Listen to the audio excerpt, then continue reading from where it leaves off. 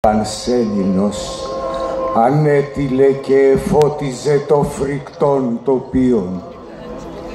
Οι γενναίοι εγονάτισαν, εισπάστησαν το χώμα της γης που είχαν ποτίσει με τα δάκρυα και τα αίματά των.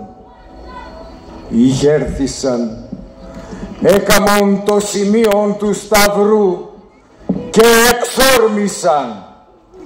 Ως λέοντες, πυρπνέοντες, εξόρμησαν.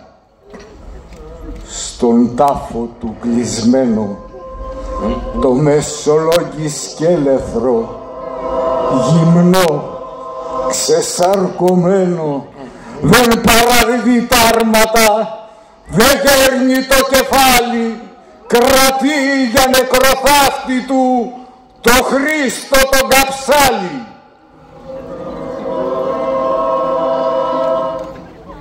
Καψάλι, καψάλι, της παίγεις μαζί σου, τιμής αποθάνομαι πιστή συντροφή σου, της πάθης σου γύμνωσε η Τούρκην εδώ, της πάθης σου γύμνωσε η Τούρκην.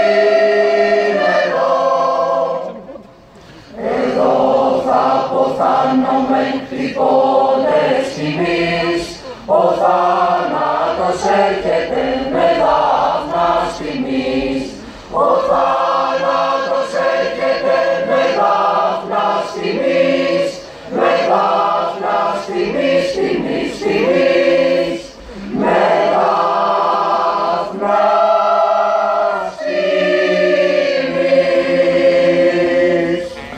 Λοιπόν, το σπαθί. Άνε το σπαθί μας, ο Τούρκος μαζί μας εδώ ας χαθεί. Ελευθερία!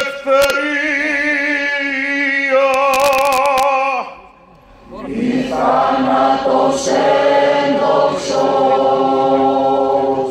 Αν χάσω πατρίδα, τι θέλω να ζήσω ως μόνη ελπίδα, κρατώ τον λαυλόν. Ως μόνη ελπίδα κρατώ τον λαυλόν. Από του τεμένους το πυρ θα κοντήσω προς δόξαν του γένους θυσίαν τελών. Προς δόξαν του γένους θυσίαν τελών. Προς δόξαν του γένους θυσίαν τελών. Μνήστητε μου, Κύριε!